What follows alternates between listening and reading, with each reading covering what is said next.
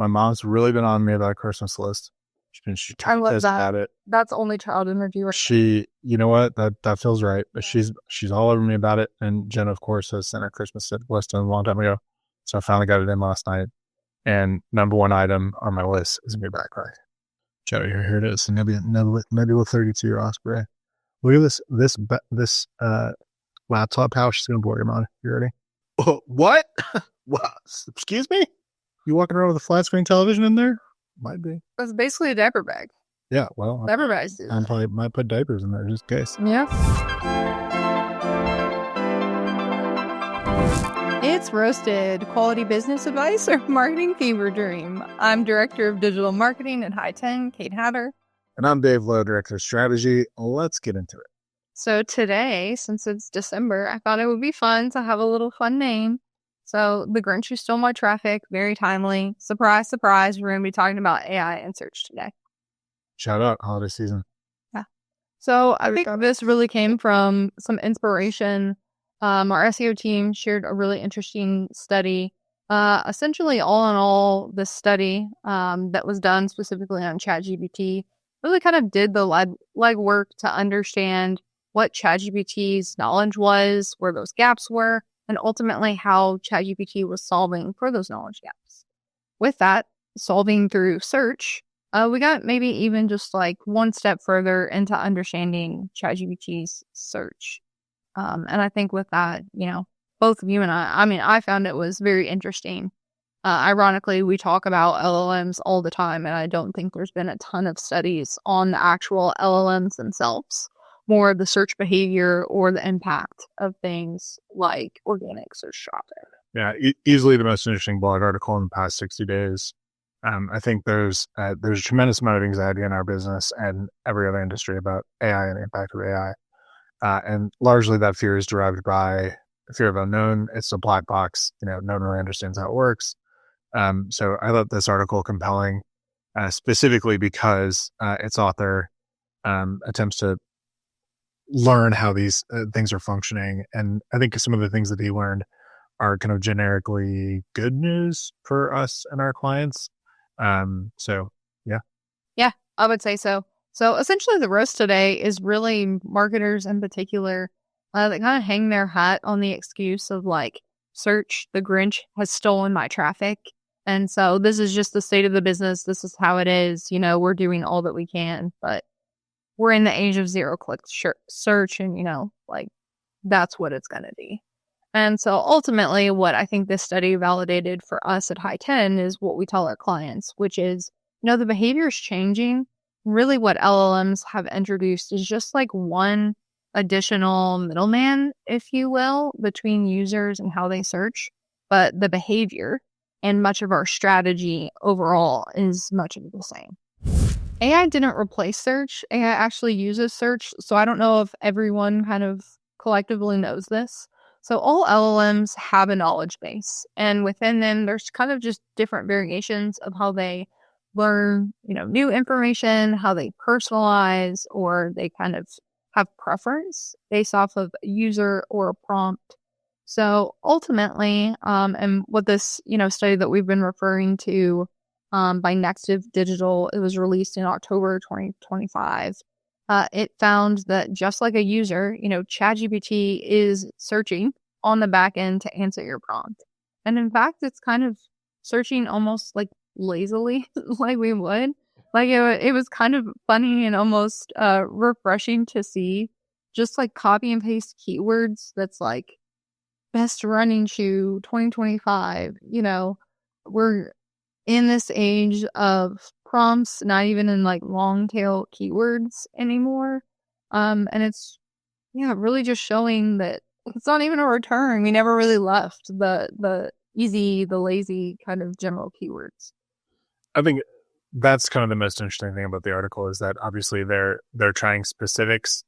They're finding specifics rather of how the LLM is solving for the user's query, but it kind of reinforces the idea that we don't move from one thing cleanly into another, right? TV didn't really kill radio; it deprioritized, but it's just a little different. So the idea that attention for some reason doesn't need to be paid to SEO. I think this validates the fact that those investments are worth it, because whether you have to feed the knowledge base of the LLM on the front end with content on your site, specifically well-formatted schema-based content that's going to allow the LLM to, have a better grasp of the context in which your product or service operates, there is also this need of just search performance. I mean, you're never going to show up if you don't rank for best time to use 2025 or whatever. Beyond having that visibility within SERP, it's almost like a good guide, a metric that if we are ranking well, regardless of if there is high volume search in LLMs for those keywords, say like the best running shoe 2025, it at least gives us a really great bet, a good investment that if and when that search, that topic is relevant for, say, ChatGPT to fill its knowledge gaps, we will be present within the search results for the language learning model. So that kind of cliche of zero-click search, we don't need to invest in SEO, or kind of like, we're done with traditional search, let's move on and really crack the code on AI search. I mean, GEO, there's 1,000,001 different acronyms for it, all essentially, I think, meaning the same thing. And it's all boils down to we need to keep doing what we're doing well.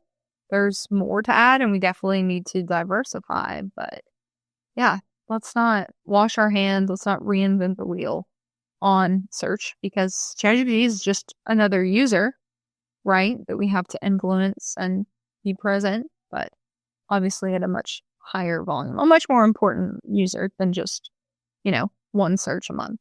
So talked a little bit about kind of the foundation point of this article, that LLMs are using traditional search to complement and augment holes in their knowledge base. What other kind of key themes kind of stuck out to you from this article? Yeah, I'd say beyond what we've already talked about, I do want to be clear. So what this study showed is about 30% of the queries within ChatGPT are utilizing search. So they're not using, they being the prompts, the queries, aren't using ChatGPT knowledge base. They're using search in order to provide you a response.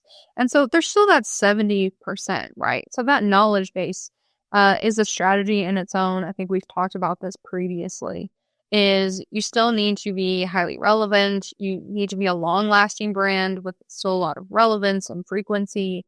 However, what I find is a really great opportunity is that 30% is essentially leverage. If we win that 30%, we're more likely to be not just reliable, but preferred within that 70%. ChatGPT is always learning. And so the search and kind of our response to the search, the answers that we receive are helping to educate it over time. So I think with that influence, becomes this leverage. So I think too, what we need to think about as marketers or brands is, can we run our own studies to understand within our categories, for our brands or business models, are we more than this 30%? Are we less? What types of search are we going to see ChatGPT or other LLMs utilize search over their knowledge base a little bit more? I think that will help us really prioritize, where this search strategy comes into play in growing our businesses. Do you think so? Interesting point. I think about the gap between some of the knowledge base and the literally querying Google or querying a traditional search engine. Do you think that suggests that the percentage of queries that utilize search will decline over time?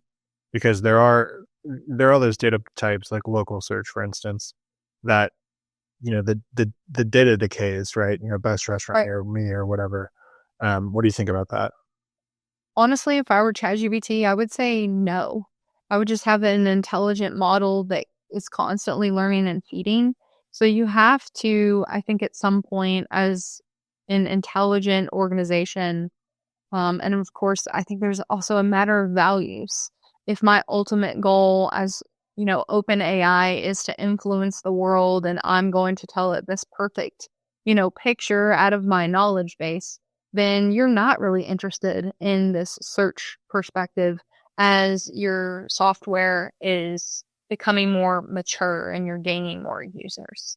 I would say on a a user side, if my ultimate goal is to serve a user, or even you see as a business strategy, I have to serve my target market in order to stay relevant and be, a leader to hold this influence and power. I mean, we've seen this with Google, is we have to reward what the users want. I mean, that's just great marketing.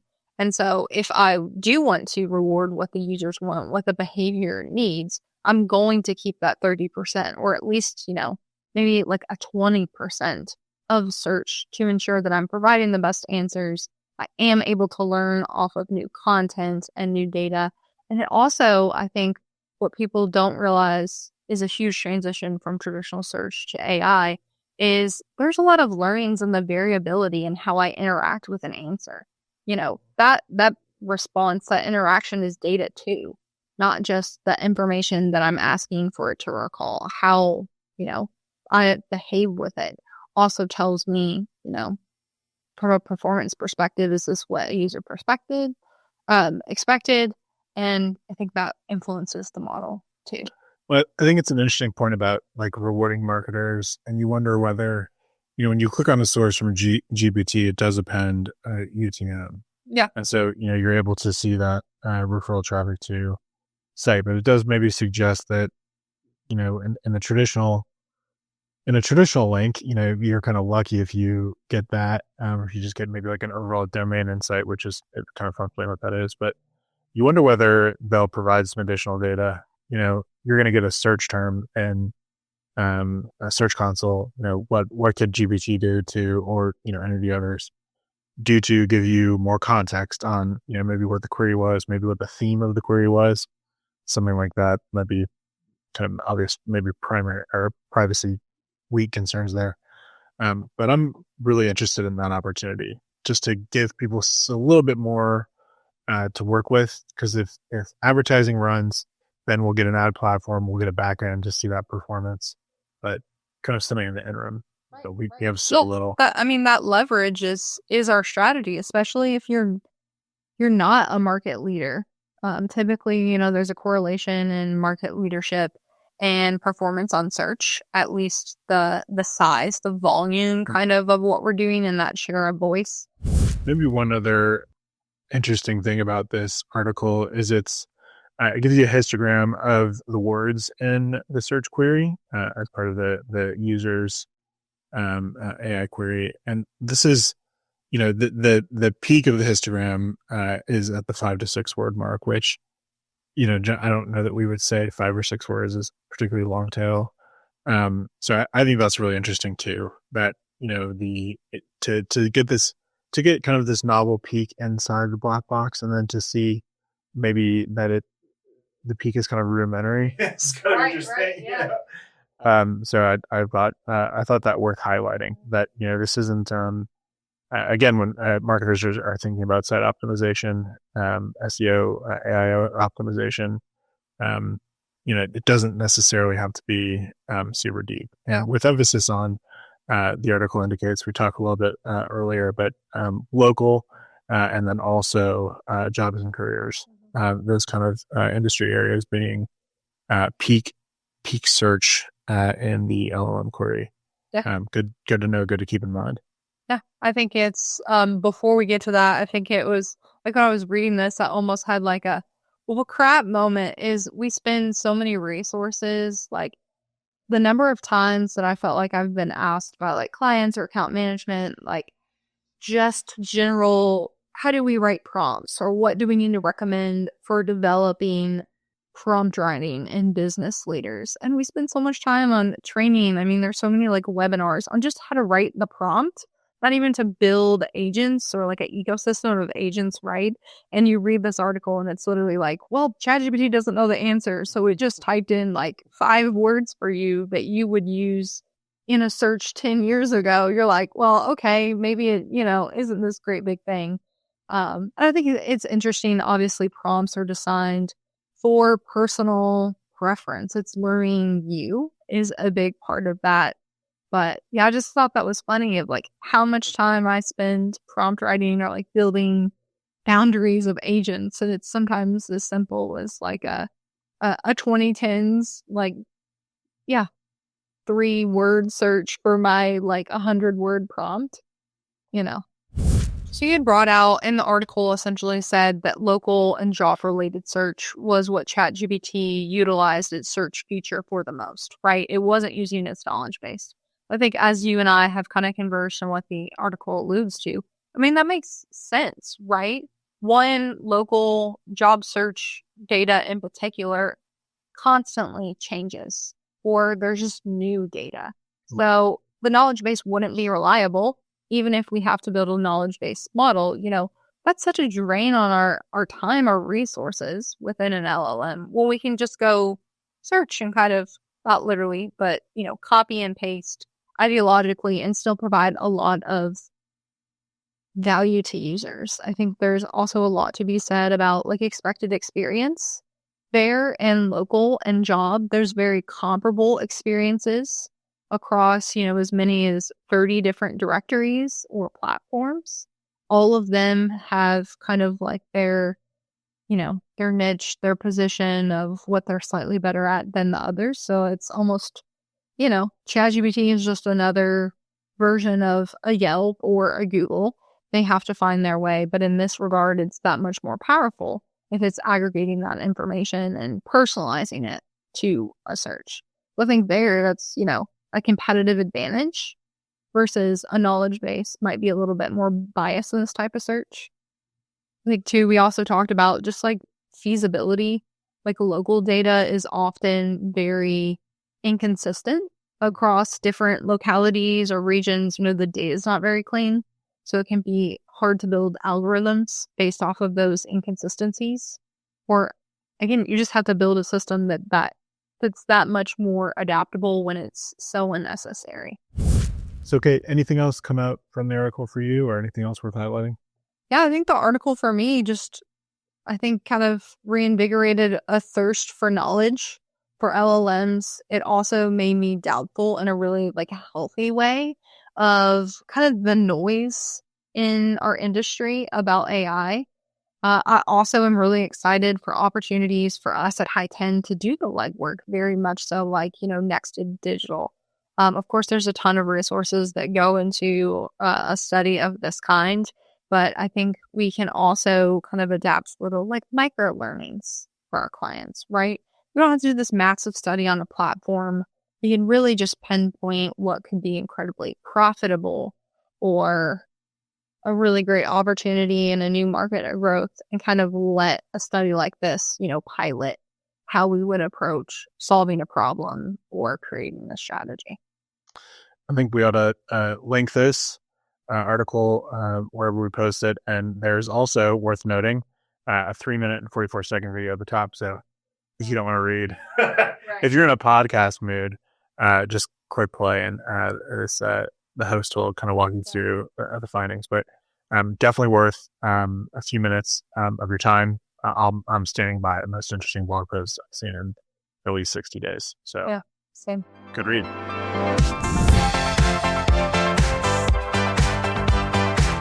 Ready to get real results? Visit high10digital.com.